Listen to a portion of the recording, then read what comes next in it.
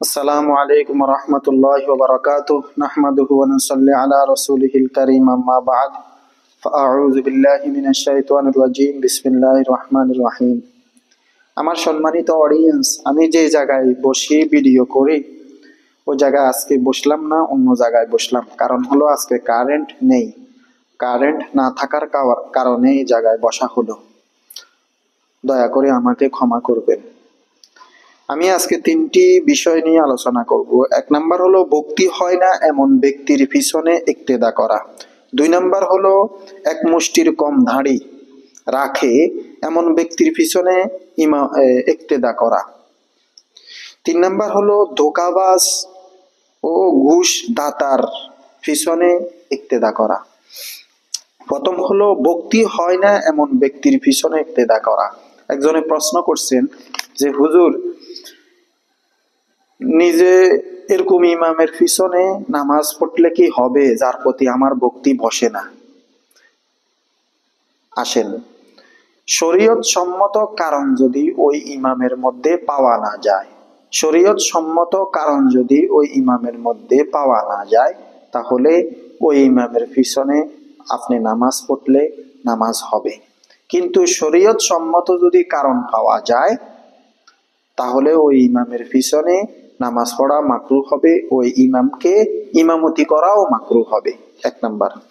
দুই নাম্বার হলো এক মুষ্টির কম দাড়ি রাখে এই ইমামের পিছনে নামাজ পড়লে হবে নাকি হবে না। একজনে প্রশ্ন করছেন যে হুজুর, আমি একটি মসজিদে নামাজ পড়ার জন্য যাই, দেখি ইমাম সাহেবের এক মুষ্টির কম দাড়ি, একেবারে ছোট, এক মুষ্টির কম। এখন এই ইমামের পিছনে নামাজ পড়া নামাজ হবে নাকি হবে না? প্রশ্ন উত্তর হলো, ভাই ও দোস্ত বুজুর্গ, এক মুষ্টির কম দাড়ি রাখা এটা সম্পূর্ণ নাজায়েজ।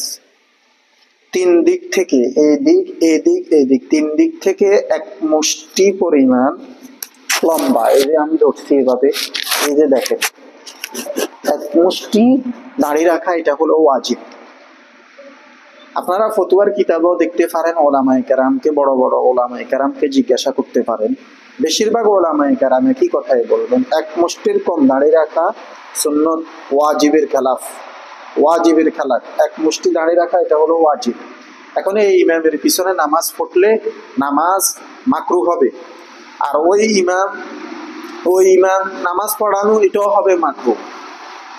কিন্তু ঘটনাক্রমে আপনি ইমামের একটা মসজিদে গেছেন, নামাজ পড়ছেন, পরে দেখলেন যে ইমামের দাড়িটা এক মুষ্টির কম, ওই নামাজটা আপনি কি করবেন? নামাজটা দোহরানোর প্রয়োজন নাই, নামাজটা আপনার হয়ে গেছে, কিন্তু গুনাহগার সেই হবে ওই ইমাম যার এক মুষ্টির কম দাড়ি। তিন নাম্বার হলো ধোঁকাবাজ, ঘুষদাতা ইমামের পিছনে। সেটা মানে কি? সেটা মানে প্রশ্ন করলেন এমন যে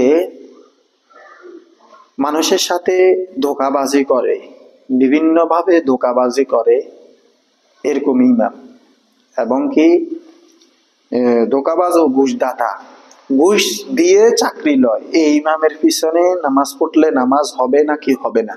ভাইয়া দোস্ত বুজুর্গ, আপনি যদি আসলে খামাকা ওনাকে সন্দেহ করেন প্রমাণ ছাড়া, প্রমাণ ব্যতীত, তাহলে হাদিসের মধ্যে এসেছে, রাসূল করিম সাল্লাল্লাহু আলাইহি ওয়াসাল্লাম নিজেও বলছেন, কালামে হাকিমের মধ্যে এসেছে যে তোমরা মানুষের উপর ভালো ধারণা করো, খারাপ ধারণা করা এটা ঠিক না, ভালো ধারণা করা হলো মুস্তাহাব।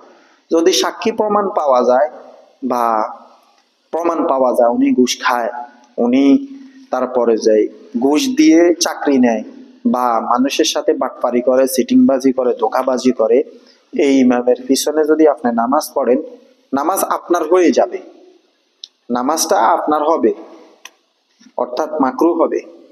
কিন্তু ওই ইমামকেও উনি যে নামাজ পড়াচ্ছেন ওনারও মাকরুহ হবে। তো একজন বিজ্ঞ আলেম, বিজ্ঞ ইমাম পাওয়া পর্যন্ত এই ইমামের পিছনে নামাজ পড়লে নামাজটা হয়ে যাবে, কিন্তু গুনাহগার সেই হবে, আপনি হবেন না, নামাজটা হয়ে যাবে। আর যদি আপনি তার প্রতি খারাপ ধারণা করেন, তার মধ্যে এগুলা প্রমাণ না পাওয়া যায়, তাহলে দেখেন ওনার প্রতি খারাপ ধারণা করার কারণে, ওনার সাক্ষী প্রমাণ না থাকার কারণে আপনি যদি তাকে দোষারোপ করেন ওই ইমামকে, কিয়ামতের ময়দানে আপনিও আল্লাহ পাক রব্বুল আলামিনের কাছে জবাবদিহি করতে হবে। আল্লাহ পাক রব্বুল আলামিন আমাকে আপনাদের প্রত্যেককে এই কথাগুলো বুঝার তৌফিক দান করুক। আমা আলাইনা ইল্লাল বালাগ।